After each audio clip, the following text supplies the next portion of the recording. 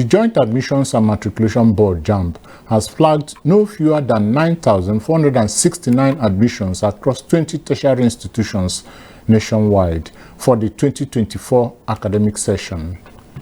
The Deputy Director, Inclusivity, Gender and Inclusivity Department, Independent National Electoral Commission, INEC Headquarters, Abuja, Habiba Abdulkarim Jato, has urged eligible voters living with disabilities in Anambra State to take advantage of the ongoing continuous voter registration. The Lagos State Independent Electoral Commission, LASIEC, has presented certificates of return to the chairman, vice chairman, and councillors-elect from the Saturday local government elections in the state. The Nigeria Police Force has announced that 151 senior officers are currently facing the first disciplinary committee over various allegations of misconduct and professional infractions. Now the details of the news. The Joint Admissions and Matriculation Board, JAMB, has flagged no fewer than 9,469 admissions across 20 tertiary institutions nationwide for the 2024 academic session. According to the board, the admissions were conducted outside the popular Central Admissions Processing System, popularly known as CAPS. According to the list obtained from JAMB, Kano State University of Science and Technology led the pack with 2,215 fake admissions, with Ladoke Akintola University of Technology following with 1,215 fake admissions. Others are Gombe State University, 1,164, Emmanuel Alayande University of Education, 761, Federal University of Technology, Owerri, 534, Ambrose Ali University, 514, Ibunedion University, 365, Akwa Ibom Polytechnic, 340, and College of Nursing, National Orthopedic Hospital, Ibobi, Lagos, 281. Also on the list are Achievers University, 267, Nigeria Police Academy, 263, Abia State Polytechnic, 256, Osun State University, 224, Federal University, Lafia, 189, Niger State Polytechnic, Federal Polytechnic, Eda, and Edo State Polytechnic. Others are Anchor University, Michael and Cecilia Ibru University, and the Federal College of Animal Health and Production Technology. JAMB has warned institutions against backdoor admissions offered to candidates outside CAPS, as candidates offered admission outside CAPS were barred from the mandatory National Youth Service Corps (NYSC) scheme. The federal government has inaugurated a national policy on non-state schools in Nigeria to standardize, support, and regulate their operations.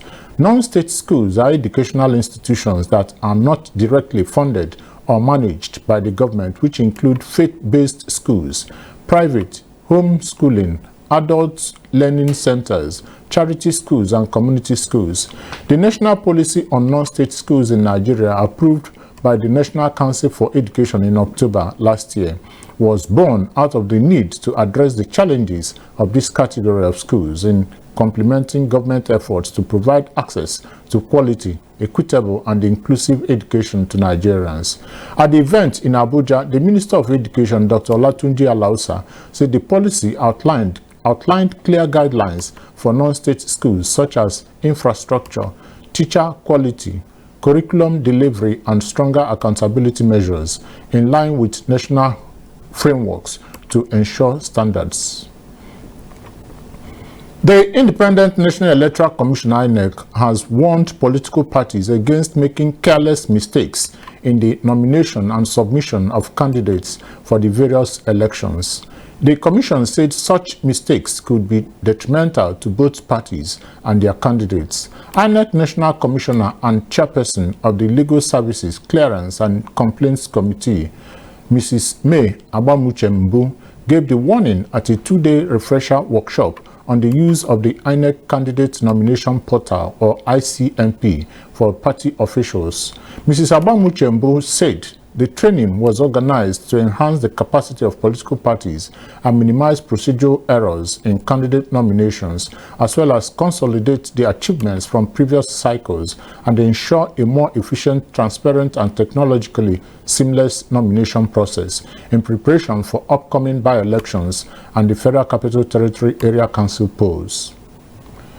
The Deputy Director, Inclusivity, Gender and Inclusivity Department, Independent National Electoral Commission INEC Headquarters, Abuja, Habiba Abdulkarim Jato, has urged eligible voters living with disabilities in Anambra State to take advantage of the ongoing continuous voter registration exercise, or CVR. Jato urged them to use the assistive devices the Commission has provided for them to enable them vote in the November 8th Anambra State governorship election without barriers. Speaking in Oka during a sensitization meeting with disability community on the need to update their data for adequate provision and effective deployment of assistive materials at the polling unit, Jato explained that INEC is inclusive and determined not to disenfranchise any group of persons. Addressing the gathering, the Anambra State Resident Electoral Commission INEC, Dr. Queen Elizabeth Agu, advised members of the disability community to avoid double registration, as anyone who does so will be disenfranchised during elections. Agu disclosed that INEC will deploy assistive materials such as Braille ballot guide, magnified glasses, written instructions, among others, at various local government areas to enable those with disabilities vote in future elections. She said that the sensitization meeting was designed to provide accurate guidance and information on how persons with disabilities can register in the ongoing exercise. Meanwhile, the chairman of the Joint National Association of Persons with Disabilities, JONAPID, Anambra State Chapter, Mr. Ugochukwu Okeke, has called on members of the disability community in the state to take advantage of the ongoing continuous voter registration, or CVR exercise. In a statement, Okeke urged all cluster groups to act fast as the exercise ends today, July 17, 2025. He said that registering empowers PWDs to demand inclusion and choose leaders committed to disability rights. He noted that PWDs are entitled to priority treatment and accessible facilities during registration and voting. Okeke also commended security agencies for assuring maximum protection, urging members not to be deterred. The Lagos State Independent Electoral Commission LASIEC has presented certificates of return to the chairman, vice chairman, and councillors-elect from the Saturday local government elections in the state. The ceremony held at LASIEC headquarters in Sabo, Yaba, Lagos, marked the official affirmation of the public's mandate to those who will take over the new leadership in 57 local councils in the state. The ceremony was witnessed by the All Progressives Congress, or APC, Lagos State Exco, led by Chairman Cornelius Ojelabi, his predecessor and Chairman APC Campaign Council Alhaji Babatunde Balogun, Party Secretary Adeola Jokumba, Women Leader Jumoke Okoya Thomas, and a host of others. LASIEC Chairman Justice Bola Okikiolu Igalia described the event as a monumental ceremony and a hallmark of democratic culture. She expressed profound gratitude to God and all Lagos residents for their active participation and support throughout the electoral process. The Delta State Police Command has confirmed the arrest of 5 suspected kidnappers and the recovery of a 5 million naira ransom. The command spokesperson, Bright Edafe, confirming the incident to newsmen in Asaba, stated that 6 other suspected kidnappers were fatally wounded during gun battles with police operatives in different sting operations across the state. These operations were carried out under the directive of the Commissioner of Police, Olufemi Abaniwonda, as part of intensified efforts to rid the state of criminal elements. According to Edafe, on July 12, 2025, about 6:30 a.m., operatives of the Command Special Anti-Kidnapping and Cyber Crime Squad, led by CSP Godwin Osodalo, stormed a hideout in Ogwashuku, Oshimili North local government area and arrested a suspected kidnapper identified as Sanusi Abdullahi.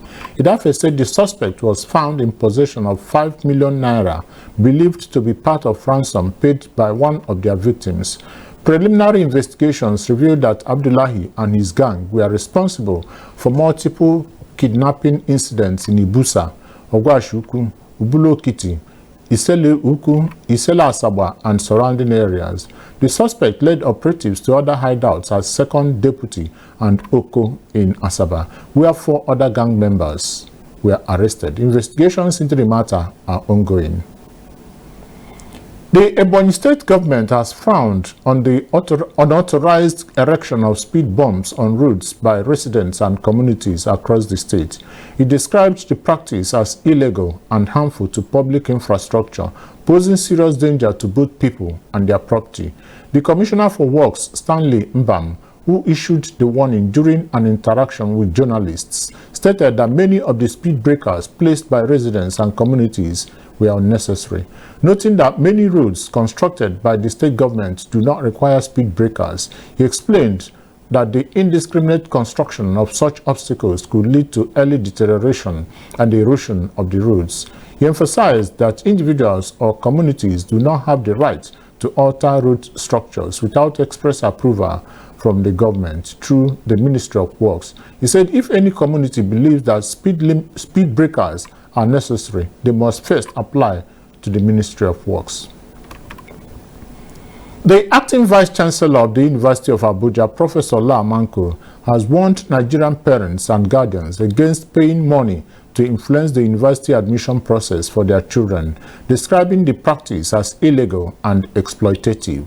She asserted that such actions not only undermine the integrity of the admission process, but also expose unsuspecting families to fraudsters and criminal syndicates. Speaking during a media interaction in Abuja, the Professor Manko disclosed that over 200 fake admissions had recently been uncovered within the institution, many of which were linked to individuals who collected money under false pretenses, assuring prospective students of placement into the institution. She said investigations have revealed that some candidates had paid unscrupulous individuals to gain entry into the university, only to later discover that their admissions were not recognized by the Joint Admissions and Matriculation Board and official records. She urged parents and guardians to ensure that their parents only process admission through official Joint Admissions and Matriculation Board platforms and university portals. The Nigeria Police Force has announced that 151 senior officers are currently facing the first disciplinary committee over various allegations of misconduct and professional infractions. The disciplinary proceedings, which began on Monday, July 14, will run until Friday, July 25, 2025, at the IGP Smart Conference Hall, Force Headquarters, Abuja. According to a statement by the First Public Relations Officer, Olumuyiwa Adejobi, the move was to enforce internal accountability and reinforce professional standards. He said the officers, drawn from various commands and formations across the country, were being subjected to a thorough and transparent review process. In line with existing police regulations and disciplinary procedures, the officers under scrutiny are of the rank of Assistant Superintendent of Police and above.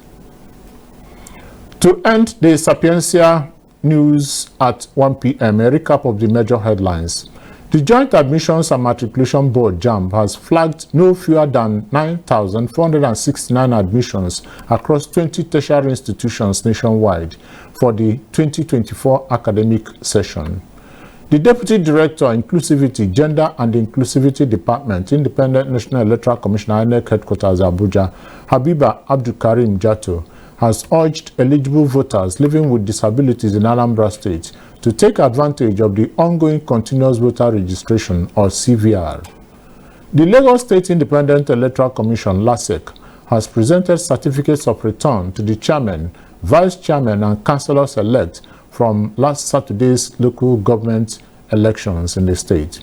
And finally, the Nigeria Police Force has announced that 151 senior officers are currently facing the first disciplinary committee over various allegations of misconduct and professional infractions. That was the Sapientia TV news at 1 p.m. On behalf of the editorial and technical crew, I am Joe Igbo.